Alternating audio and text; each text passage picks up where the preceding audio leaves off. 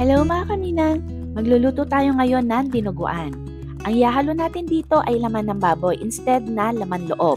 Ito yung para sa gustong kumain ng dinuguan pero hindi kumakain ng laman loob. Kaya samahan mo ako sa aking kitchen, magluto na tayo. Ang unang-unang gagawin natin, maglalagay na tayo ng suka sa dugo ng baboy.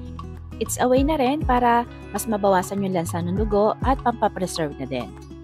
Ito yung isang technique na tinuro sa akin ng aking mother-in-law. In fact, this recipe ay galing sa kanya. So, haluin natin yan pagkatapos itabi na muna. Meron nga pala sinabi yung mother-in-law ko.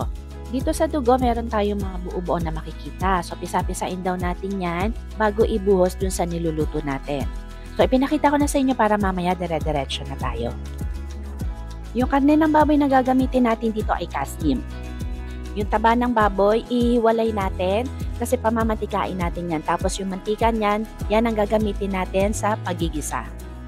Ito nga pala, pinahiwa ko na sa palengke. Sinabi ko lang pang dinuguan. Kung hindi nyo naman ipapagawa sa palengke, hiwain nyo lang yan ng maliliit. Mas maganda, mas maliliit pagka dinuguan. Ngayon, umpisahan na natin yung pagluluto. Yung mga taba, ilagay nyo muna sa kawali.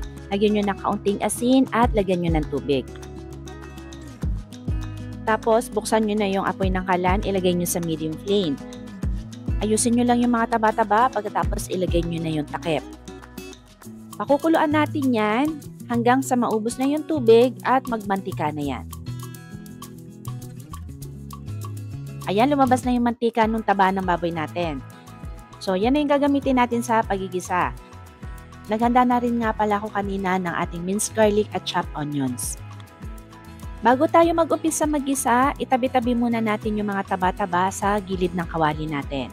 Pagkatapos, ihulog nyo na yung ating minced garlic. Igigisa natin yan hanggang mag-brown-brown lang yan ng kaunti. Pagkatapos, ihulog nyo na yung sibuyas. Ito naman, igisa natin ito hanggang maging translucent. After that, kapag okay na, ilagay na natin yung laman ng baboy. Igigisa natin to ng mga 8 to 10 minutes. Or hanggang sa makita nyo na magbago na yung kulay ng ating meat.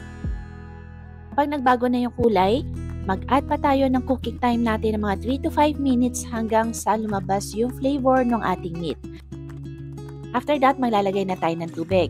Papalambutin na natin ngayon yung karne. So bago natin umpisahan yung pagpapalambot, baka naman hindi ka pa nakasubscribe sa ating channel. Kaya pindutin mo na yung ating subscribe button at notification bell para lagi kang ma-notify sa mga bago nating uploads. So ilagay na natin yung takip at umpisahan na natin yung ating pagpapalambot. Ito siguro mga 40 to 50 minutes para lumabot yung karne natin. Kapag okay na yan, ibubuhos na natin yung dugo. Kailangan pa rin natin gumamit ng strainer. Di ba kanina, pinisil-pisil natin yung dugo? So, sasalain natin para hindi sumama yung mga buo-buo pang natitira dun sa dugo.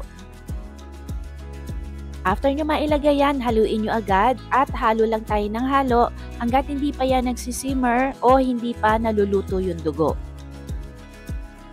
Yung dami nga pala ng dugo ay depende na yan sa inyo. Kung mas gusto nyo ng mas maraming sauce ang niluluto ninyo, dagdagan ninyo. Ayan, makikita nyo na medyo natiken or naluto na yung ating dugo. So, pwede na natin yan lagyan ng mga panimpla. Maglagay lang tayo muna ng kaunting asin at ng kaunting asukal. Pwede nyo rin dagdagan to ng suka kung nakukulangan pa kayo dun sa sukang inilagay natin. Ngayon, kung gusto nyo na mas saucy na yung inyong dinuguan, i-adjust nyo na lang yung mga panlasang inilagay natin kanina. Pero dito kasi medyo tuyo at pamamantikain natin yung niluluto natin, kaya mamaya na ako mag-a-adjust na iba pang pampalasa.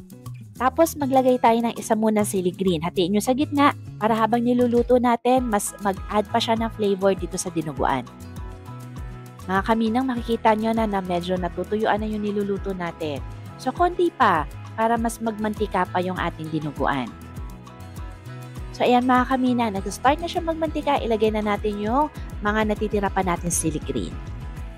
At pwede na natin yang i-serve, kaya ilabas na ang mainit na kanin. At ito na yung ating version ng pork dinuguan. Sana ay subukan nyo rin na mailuto itong ating dish at magustuhan nyo. Okay, kain na!